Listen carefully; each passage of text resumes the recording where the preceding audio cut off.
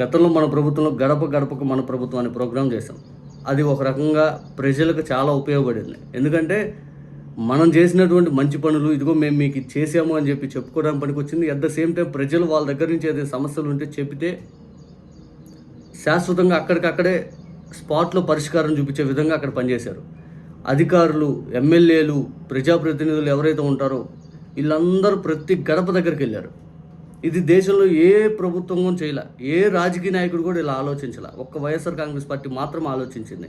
ఇక్కడ వైఎస్ఆర్ కాంగ్రెస్ పార్టీ ఎమ్మెల్యేలు ఇళ్ళ దగ్గరికి తిరుగుతున్న సందర్భంలో ఈ పచ్చ మీడియా వాళ్ళు మైకులు తీసపోయి, ఈ పచ్చ మీడియా వాళ్ళు కెమెరాలు తీసపోయి, ఇదిగో ఎవరైనా కానీ అయ్యా మాకు ఈ సమస్య ఉంది, మాకు చెయ్యండి అయ్యా అని అడిగితే చూసారా క్వశ్చన్ చేసేసారు. అయిపోయింది, ప్రభుత్వం ఫెయిల్యూర్ అని పెద్ద ఎత్తున డప్పు కొట్టేవాళ్ళు.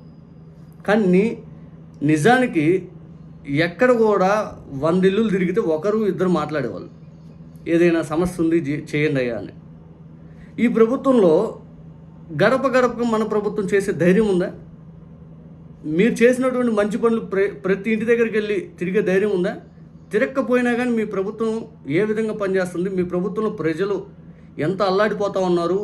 ఎమ్మెల్యేల పైన కూడా తీవ్ర ఆగ్రహంతో రగిలిపోతూ ఉన్నారు.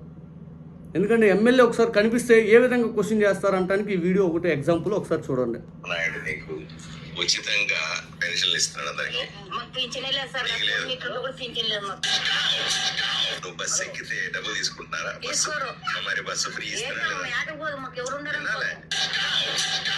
ఇన్ని చేసిన చంద్రబాబు వినాలా? ఇన్ని చేసిన చెప్పుకుంటాము.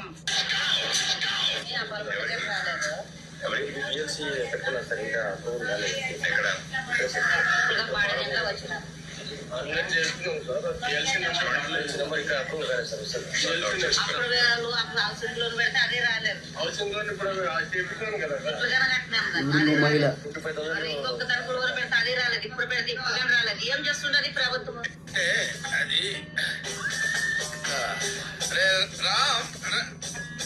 ఒకటన్నా మాకు ఏమన్నా గవర్నమెంట్ వచ్చింది కదా. ఎంతమంది ఉంటారు మీ ఇంట్లో? సార్ ఏం చేయాలి, ఇల్లు బాడిగిల్లా నాకు ఉందా బాధ ఉడుకుంది, ఏముంటాయి ఒక్కటన్నా రావాలి కదా సార్. బాధ మంచి ఏం పని లేదు, ఎంత మనం బతికేదంత అసలు ఇంట్లో చూస్తున్నారు. ఎంత అయితే పిల్లలు ఉన్నారు మాకు. ఎక్కడైనా చదువు చేసుకోండి, అసలు మాకు వచ్చిందే లేదు. అమ్మఒడి ఊర అంటే రియాలిటీ. ఒక్కసారి చంద్రబాబు నాయుడు గారు మీ ప్రభుత్వం మేము అద్భుతంగా చేసేసాము, 2 ఏళ్ళ వికాసం, అభివృద్ధి, సంక్షేమం ఈ కార్యక్రమాల కంటే కూడా ఒక్కసారి గ్రౌండ్ లెవెల్లో తిప్పండి మీ ఎమ్మెల్యేలని, మీ అధికారుల్ని.